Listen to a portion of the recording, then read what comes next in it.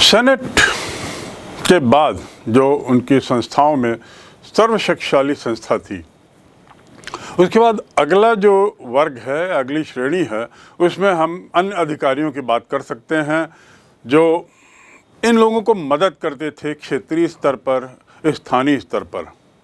जैसे जैसे रोमन साम्राज्य फैलता गया, बढ़ता गया, उनको नए नए पदों की आवश्यकता पड़ी, नए नए अधिकारियों की आवश्यकता पड़ी और नए नए पद सृजित होते गए। जहाँ तक इनके वेतन वितरण का काम था, उसके लिए भी बहुत से अधिकारियों की ज़रूरत पड़ी। साथ ही वेतन वितरण के कार्य करने वालों को क्वेस्टर कहा गया। क्वेस्टर उनका काम था जो वेतन बांटते थे। उसके अलावा प्रीटर वे थे जो न्याय देते थे। न्याय प्रदान करने हेतु प्रीटर पद का कायम किया गया। करों के निर्धारण और करों नागरिकों की सूची और ये सब जो विस्तृत काम थे, स्थानीय व्यवस्था, उसके अलावा सेंसर का काम, तो एक सेंसर पद भी उन्होंने बनाया ताकि जो नागरिकों की सूची तैयार करे। रोमन साम्राज्य में प्रॉक्टर के 2 पद बने, क्वेस्टर के 2 पद और सेंसर के भी 2 पद। तो ये जो नए नए पद बने, इसकी आवश्यकता साम्राज्य के विस्तारीकरण के साथ साथ होती रही। अन्य अधिकारियों के बाद अब हम आते हैं स्थानीय स्वशासन। अब देखिए, शब्द है स्थानीय यानी क्षेत्रीय, एक विशेष क्षेत्र का शासन, और उसमें स्व शब्द जुड़ा हुआ। स्वशासन मतलब वहीं के लोगों के द्वारा। स्थानीय स्वशासन का बहुत महत्व था, यानी लोकल लोगों को, स्थानीय लोगों को उस क्षेत्र के शासन प्रशासन में काफ़ी महत्व दिया जाता था। बड़े बड़े नगरों की स्थानीय व्यवस्था जो थी, जैसे सफाई, जल व्यवस्था, इनका प्रबंध तो नगर पालिका जैसी संस्था के अधीन होता था, जैसा आज भी होता है, क्योंकि ये बड़े स्तर पर है। एक नगर स्वयं में अपने समय में एक राज्य के बराबर होता था। अब यहाँ पर नगर पालिकाओं को बड़े बड़े नगरों का कार्य दे दिया गया, और नगर पालिका का जो निर्वाचन होता था, इसमें जो लोग आते थे वे नगर के नागरिक ही होते थे, और इसीलिए इसे स्वशासन कहा गया। नगर वासियों के द्वारा ही नगर पालिका का संचालन, स्थानीय आवश्यकताओं की पूर्ति का कार्य दारोमदार स्थानीय जनता के ऊपर था। ये जो नगर पालिका के जो चुनाव वगैरह होते थे, चयन होता था, इसमें स्त्रियों को और पुरुषों को दोनों को मत देने का अधिकार था। और ये नगर पालिकाएं सामान्यतः आर्थिक दृष्टि से संपन्न होती थी, आर्थिक दृष्टि से आत्मनिर्भर होती थी, क्योंकि वहीं के निवासियों से लिए गए कराधान के माध्यम से ही इतनी आय हो जाती थी कि जिससे नगर पालिका अपने स्वयं की ज़रूरतों को पूरा कर सकती थी, जिसमें दैनंदिन के कार्य जैसे सफाई, नालियों आदि की व्यवस्था, पानी की व्यवस्था, सुरक्षा की कुछ हद तक व्यवस्था आदि आदि सब जुड़े हुए थे। स्थानीय शासन के बाद अगला है एक बड़े स्तर पर प्रांतीय शासन। इसकी तुलना यदि हम आज से करें तो ऐसा लगता है कि मानो लगभग वैसा ही शासन था उस काल में जैसा कि आज हम अपने भारत में भी देखते हैं। नगर पालिका बड़े शहरों को या शहरों को देखती है, जैसे जिला पंचायत कुछ जगह कहते हैं, नगर निगम कुछ जगह कहते हैं। बृहद मुंबई एक बहुत बड़ी इसकी नगर पालिका है। यहाँ पर अब हम नगर पालिका के बाद आते हैं प्रांतीय व्यवस्था पर, स्थानीय व्यवस्था के बाद प्रांतीय व्यवस्था पर। यदि हम इस व्यवस्था को फिर से एक नज़र से देखें तो सबसे ऊपर राजा, फिर उसके बाद सभा रिपब्लिक में बदली, फिर सेनेट हुआ, सेनेट के बाद कुछ अन्य अधिकारी हुए, अन्य अधिकारियों के बाद नगर पालिका आदि हुई जो स्थानीय शासन का हिस्सा थी। और अब प्रांतीय शासन में, जिसमें हमने पहले बताया कि पूरा जो साम्राज्य था, इतना विस्तृत जो साम्राज्य जिसकी चर्चा हम बार बार करते हैं, सबसे ज़्यादा विस्तृत साम्राज्य इनका था उस काल में। वहाँ पर प्रांतों में इसको बांट दिया गया था, अलग अलग प्रांतों में। और ये जो प्रांत थे, इनकी जो अपनी सीमाएं थी, ये जो प्रांत थे, ये दो भागों में बटे थे। एक तो जो सीमा प्रांत की ओर थे, सीमा से लगे हुए थे, और सीमा प्रांत के अतिरिक्त दूसरे राज्य। ऐसा बंटवारा क्यों था? सीमा प्रांत के राज्यों को दूसरे नज़रिए से देखा जाता था, क्योंकि सीमा प्रांत जो विदेशी साम्राज्य से, विदेशी दूसरे देशों से जिनकी सीमाएं छूती थी, वे क्षेत्र सैन्य अधिकारियों के अंतर्गत रख दिया गया। कारण, क्योंकि वो सीमांत क्षेत्र थे, एक तरह से वो साम्राज्य की ढाल हुआ करते थे। और ये आवश्यक था कि सीमाओं को सुरक्षा की दृष्टि से सर्वोच्च प्राथमिकता दी जाए। सुरक्षा की दृष्टि से सर्वोच्च प्राथमिकता देने के उद्देश्य से ही उसके जो अधिकारी थे, सर्वोच्च अधिकारी, वे सैन्य अधिकारी हुआ करते थे। उनके अधीन ये सीमा प्रांत होते। और जहाँ तक अन्य प्रांतों की बात है, यहाँ पर सेनेट के द्वारा नियुक्त प्रांतपति नियुक्त होते थे, सेनेट के द्वारा। सेनेट पूर्व में जिक्र किया जा चुका है, उच्च कुलीन लोगों का, धनाढ्य लोगों का, जमींदार वर्ग का, प्रभावशील लोगों का एक समूह होता था। तो जिसे हम कह सकते हैं सेंचुरिया मिलिशिया, जिसका जिक्र किया गया था। तो सैन्य अधिकारी सीमांत राज्यों में और सेनेट के द्वारा नियुक्त लोग अंदर के राज्यों में, जिनका प्रांतपति कहा जाता था उनकी भाषा में। और ये प्रांतपति, बहुत रोचक बात है, इनका लगातार स्थानांतरण होता रहता था, यानी एक राज्य से दूसरे राज्य उनको भेजा जाता रहता था। ऐसा क्यों?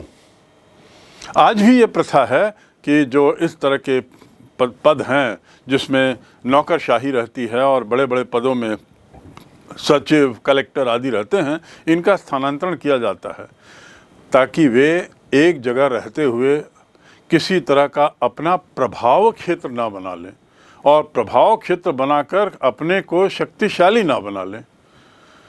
साथ ही दूसरा कारण भी इसका ये रहता होगा कि प्रभाव क्षेत्र के अलावा दूसरे राज्यों से स्थानांतरित आए हुए अधिकारी, स्थानांतरित प्रांतपति किस तरह की जानकारियां उस राज्य के बारे में या अपने पूर्व प्रेडिसेसर के बारे में देते हैं, ताकि उसको भी एक तरीके से सूचना का माध्यम बनाया जा सके, सूचना का माध्यम बनाया जा सके। इनका स्थानांतरण और इन्हें कोई वेतन नहीं, स्थानांतरण होता था, कोई वेतन नहीं होता था। और इनका मुख्य कार्य होता था कि केंद्र सरकार के जो आदेश हैं उन्हें कार्यान्वित करना।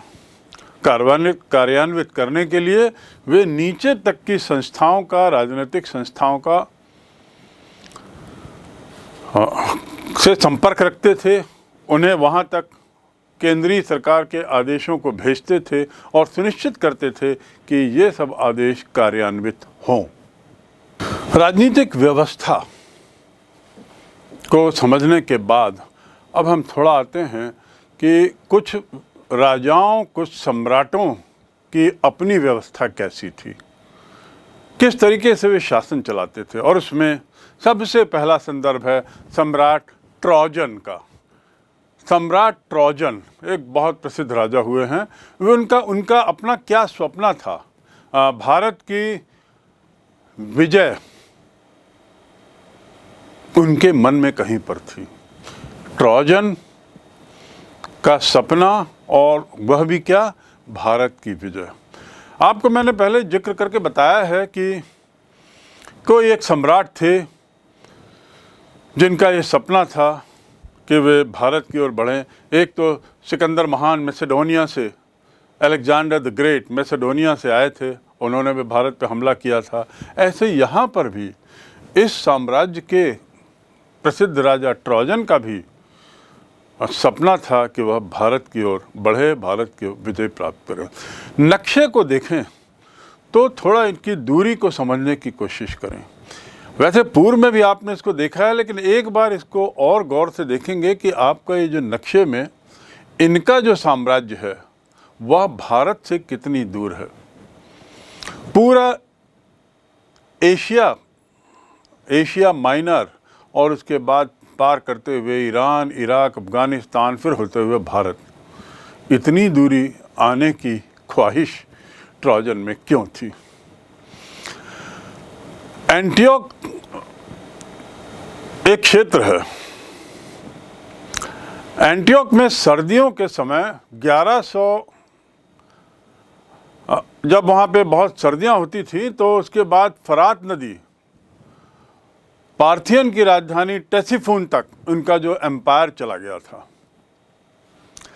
भूकंप से जो पीड़ित जो क्षेत्र था वो सर्दियों के बाद जो फरात नदी, टिग्रिस एंड यूफ्रेटस की हमने चर्चा की है, वहाँ से बढ़ता हुआ पार्थियन और वहाँ की राजधानी टेसाफून तक फैल गया।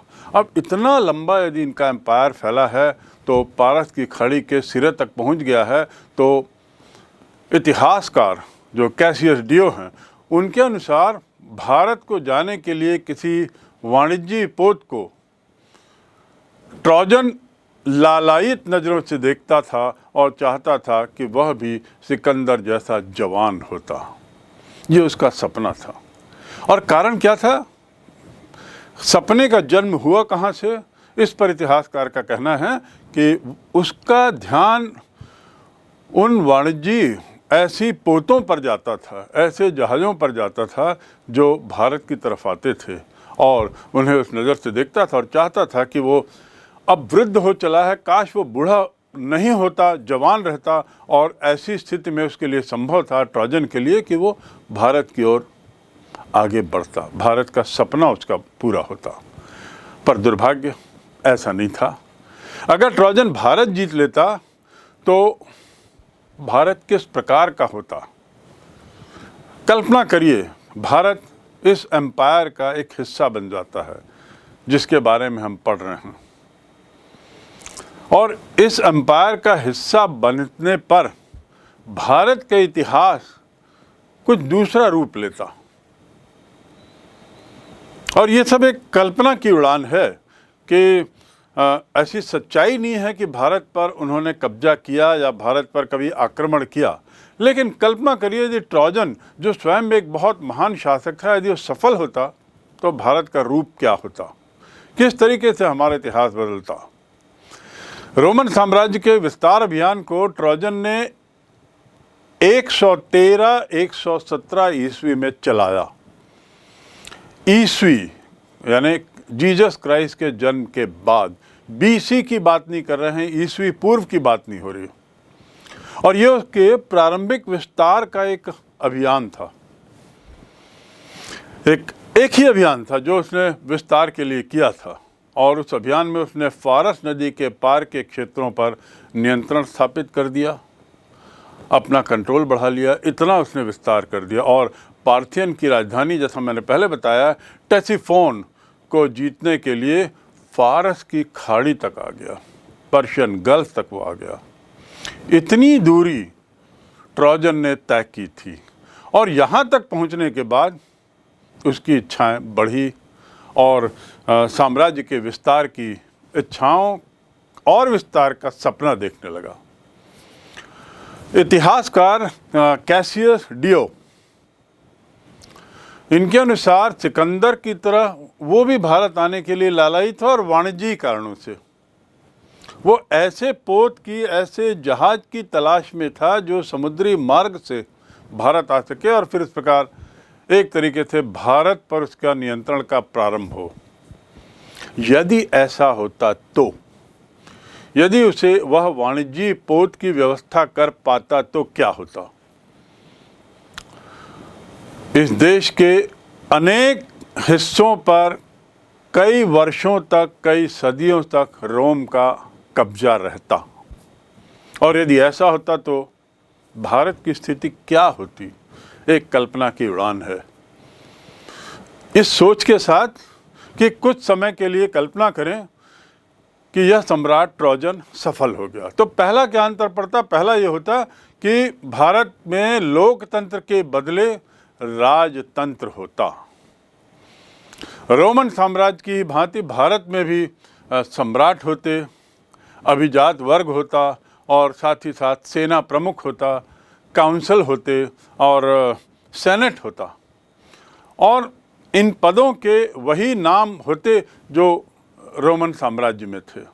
तो रोमन साम्राज्य का प्रभाव कई सौ वर्षों तक यहाँ पे दिखता और लोकतंत्र की जगह राजतंत्र रहता। ये तो पहला परिवर्तन रोम साम्राज्य के हिस्सा बनने पर होता।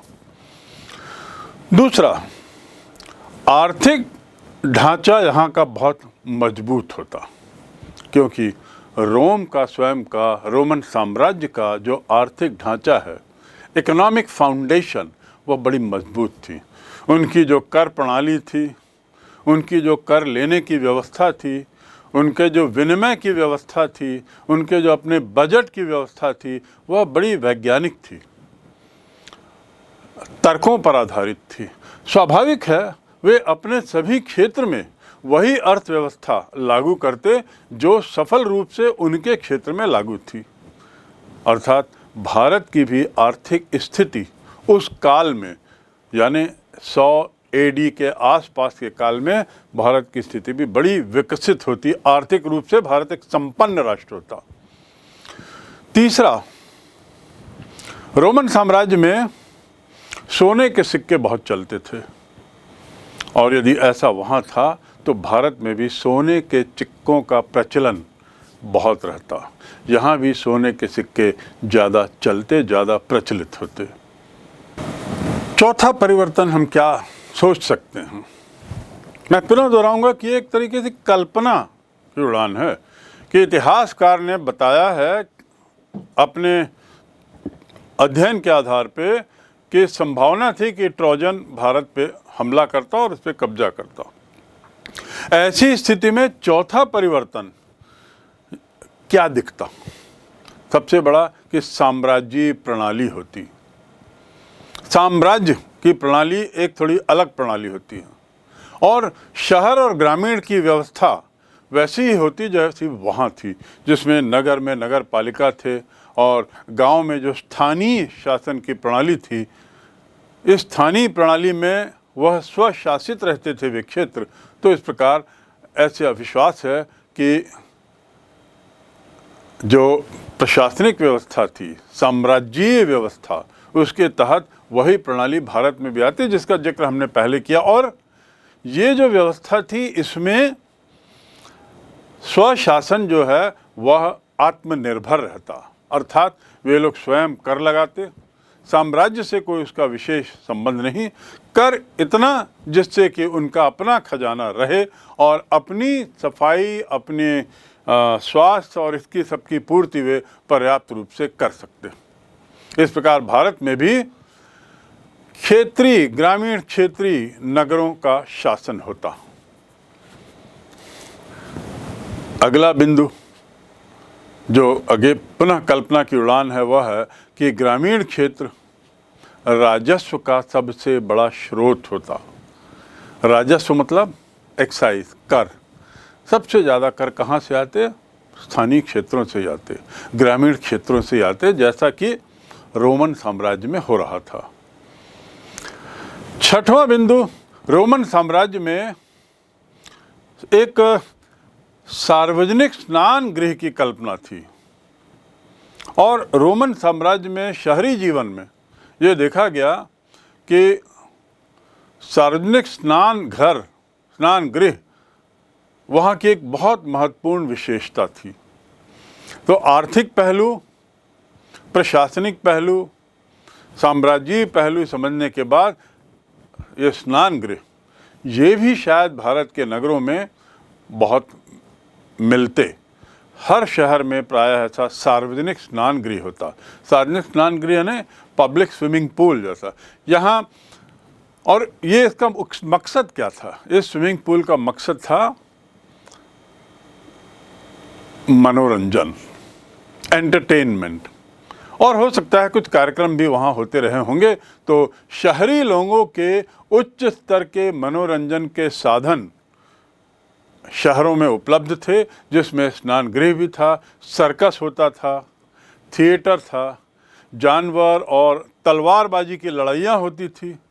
तो उस समय हमारे भारत में, यदि भारत रोमन साम्राज्य का हिस्सा होता, तो उस समय से सर्कस, उस समय से थिएटर, उस समय से तलवारबाजी आदि मनोरंजन के जो साधन थे वह प्रचलित रहते, और स्नान गृह तो हर शहर में बहुत महत्वपूर्ण माना जाता था। निश्चित रूप से भारत का शहरी जीवन जो है वो रोमन साम्राज्य के शहरी जीवन से काफ़ी प्रभावित होता, और ये सब चीज़ें यहाँ पर भी दिखाई देती, उपलब्ध रहती।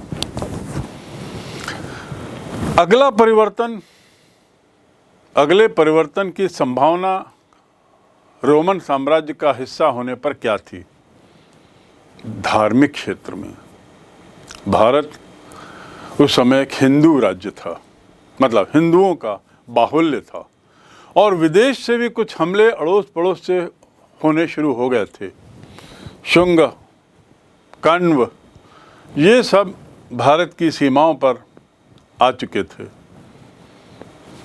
और विदेश से संपर्क बन रहा था। अलग धर्मों के लोगों से एक तरीके से संबंध प्रारंभ हो गए थे, लेकिन ऐसा मानना है कि यदि रोमन साम्राज्य का हिस्सा भारत होता तो लंबे समय के लिए होता, और यदि लंबे समय के लिए उस साम्राज्य का हिस्सा बनता तो निश्चित रूप से भारत का राजधर्म ईसाई धर्म हो जाता। ईसाई धर्म हमारे देश का राजधर्म होने की संभावना से इनकार नहीं किया जा सकता यदि भारत रोमन साम्राज्य का हिस्सा होता और ट्रोजन अपने उद्देश्य में, अपने स्वप्न को साकार करने में सफल होता। ईसाई धर्म के राजधर्म बनने से बहुत तरह के परिवर्तन आते, सामाजिक परिवर्तन, उसके अलावा सांस्कृतिक परिवर्तन, विचारों में परिवर्तन, जीवन शैली में परिवर्तन आदि आदि। तो ईसाई धर्म के राजधर्म बनने की संभावना से इनकार नहीं किया जा सकता। अगला वही बिंदु जो मैंने कहा कि संस्कृति पर प्रभाव पड़ता। इसका प्रभाव धार्मिक परिवर्तन, आर्थिक परिवर्तन का असर हमारी संस्कृति पर निश्चित रूप से पड़ता, और जो भारत की जो आत्मा है उस आत्मा के मूल में आध्यात्मिकता निहित है। भारत मूल रूप से एक आध्यात्मिक देश ज़्यादा रहा है। आध्यात्मिक बनाम भौतिक दुनिया की यदि बात करें, आध्यात्मिक विचार बनाम भौतिक विचारों की बात करें, तो भारत प्रारंभ से आध्यात्मिक देश के रूप में, आध्यात्मिक विचारों वाला देश माना गया। यदि हम रोमन एम्पायर का हिस्सा बनते और ईसाई धर्म का बाहुल्य होता तो निश्चित रूप से हमारे आध्यात्मिक विचारों को चोट पहुंचती, ठेस पहुंचती, और भारत एक तरीके से आध्यात्मिक तत्वों से हटकर, उस सोच से हटकर भौतिकवादी संस्कृति की ओर बढ़ जाता। अब भौतिकवादी संस्कृति क्या है? भौतिकवादी संस्कृति मतलब इस धरती में मिलने वाली सुख सुविधाओं के लिए जीना। और भारत का जो अध्यात्मवाद है वो इस बात पर विश्वास करता है कि मनुष्य जो जीता है वह दूसरे धर्म, दूसरे जो जगह में बेहतर, अगली ज़िंदगी में बेहतर जीवन पाने की इच्छा के साथ जीता है। अर्थात भौतिक सुख, इस धरती में मिलने वाले सुख हम भारतीयों की संस्कृति में नगण्य हैं, निम्न हैं। आध्यात्मवादी हम ज़्यादा हैं, लेकिन ईसाई धर्म के आने से हम भौतिकवादी ज़्यादा बनते। हमारी सोच में यहाँ के सुख सुविधाओं की प्राथमिकता रहती, ऐसा सोचना है। इसके बाद रोमन साम्राज्य में आपको याद होगा, मैंने पूर्व में बताया कि यदि हम रोम को दो हिस्सों में बांटें, पूर्व और पश्चिम का रोमन साम्राज्य, तो एशिया माइनर और उस क्षेत्रों में जब इन्होंने अपना साम्राज्य बढ़ाया तो उस समय वहाँ के लोगों के वो लोग लाते थे और दास के रूप में उनका उपयोग करते थे। और जो पूरा समाज था वही दो ही श्रेणी का था, उच्च वर्ग और दास वर्ग। स्वाभाविक है यही प्रथा भारत में भी आती और भारत के बहुत से लोग दास बनते, यानी दास प्रथा का प्रचलन, गुलाम वंश, गुलामी प्रथा का प्रचलन रोमन साम्राज्य की तरह भारत में भी हो जाता। अगला बिंदु, रोमन साम्राज्य जो है वहाँ एकल प्रथा, पारिवारिक प्रथा, एकल पारिवारिक प्रथा। एकल पारिवारिक प्रथा मतलब इसका उल्टा है संयुक्त परिवार, जॉइंट फैमिली, जिसमें माँ बाप भाई बहन उनके परिवार के लोग एक साथ रहते हैं। दादा दादी एक साथ रहने की जो परंपरा भारत में थी शायद वो नष्ट होती और भारत में संयुक्त परिवार के जगह रोम की सभ्यता में, जो रोम की संस्कृति में जो एकल परिवार परंपरा थी, यूनिट, ऐसी परंपरा भारत में रहती। उस समय भारत में लगभग सभी परिवार संयुक्त होते थे।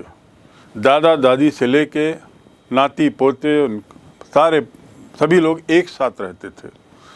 आज भी बहुत बड़ी संख्या में ऐसे संयुक्त परिवार भारत में हैं, लेकिन रोम में उस समय ही एकल परिवार थे।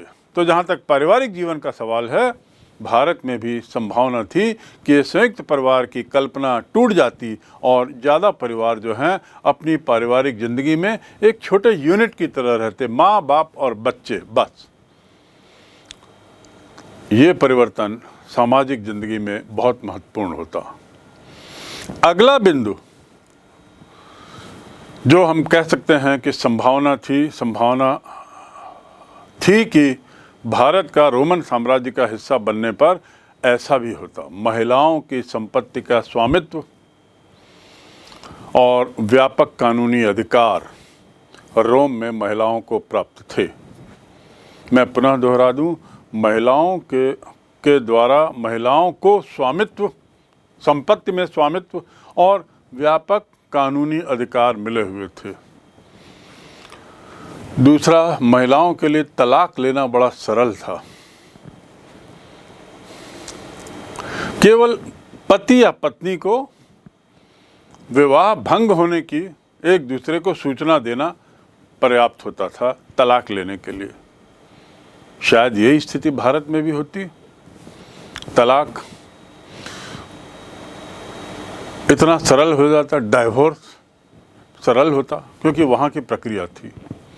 उसकी औचित्यता या गैर औचित्यता पर अभी हम बात नहीं कर रहे हैं। हम केवल ये देख रहे हैं कि रोमन एम्पायर का हिस्सा बनने पर भारत के समाज पर क्या प्रभाव पड़ता। ऐसे ही संपत्ति के मामले में महिलाओं को समान अधिकार होता, कानून का संरक्षण उनको पर्याप्त मिलता, जो कि उस काल में भारत में उतना नहीं था महिलाओं के लिए। तो ये एक अच्छा परिवर्तन रहता। इसके बाद भारत की एक बहुत बुरी सांस्कृतिक विरासत रही है, सामाजिक बुराई, और वह है बाल विवाह। रोमन साम्राज्य में बाल विवाह कतई प्रचलित नहीं था। वहाँ 18 वर्ष 21 वर्ष की उम्र का होना आवश्यक था। यदि भारत रोमन साम्राज्य का हिस्सा होता तो शायद बाल विवाह की प्रथा नहीं रहती। शायद बाल विवाह की जड़ उतनी गहरी नहीं रहती जितनी कि उस काल में थी और बाद में थी। और आज भी भारत में ऐसे कई क्षेत्रों में दुर्भाग्य से सभी कानूनी प्रावधानों के बाद भी बाल विवाह कई जगह प्रचलित हैं या हो रहे हैं। बाल विवाह जैसी बुराई का ना होना निश्चित रूप से भारतीय समाज के लिए एक बहुत अच्छी बात होती। संस्कृतियों और विभिन्न विचारों के आदान प्रदान का असर दोनों संस्कृतियों पे पड़ता है, जो आती है और जो उसके मातहत रहती है, दोनों संस्कृतियों पर प्रभाव पड़ता है। भारत में रोमन वास्तुकला का भी निश्चित रूप से प्रभाव पड़ता है, यानी भवन निर्माण में, आर्किटेक्चर में। तो वास्तुकला के क्षेत्र में भी हमें निश्चित रूप से कुछ बदलावट दिखाई देती। रोमन वास्तुकला के बहुत उदाहरण यहाँ दिखते, और ऐसी रोमन संस्कृति का जो असर कला, भवन निर्माण, पेंटिंग, मूर्तिकला, स्कल्पचर, इस क्षेत्र में भी हम रोमन उदाहरण पाते और नए नए नए तरीके हम यहाँ पर देखते, इसमें कोई दो मत नहीं। भारत का यूरोप के महाद्वीप के विभिन्न देशों से भी गहरे संबंध होने की संभावना से इनकार नहीं किया जा सकता, क्योंकि यदि भारत, जिसकी दूरी आप बार बार देखते हैं, वो रोम से यदि जुड़ता, जो कि पश्चिमी यूरोप के लगभग आखिरी हिस्से में है, तो रास्ते भर के देशों के साथ जो मार्ग में आते, चाहे वो जल मार्ग हों, चाहे वो थल मार्ग हों, उन मार्गों के आए हुए देशों की संस्कृति के साथ भारत जुड़ता, और परिणाम स्वरूप हमारे जो संबंध हैं, भारत के संबंध इन देशों से काफ़ी घनिष्ठ होते।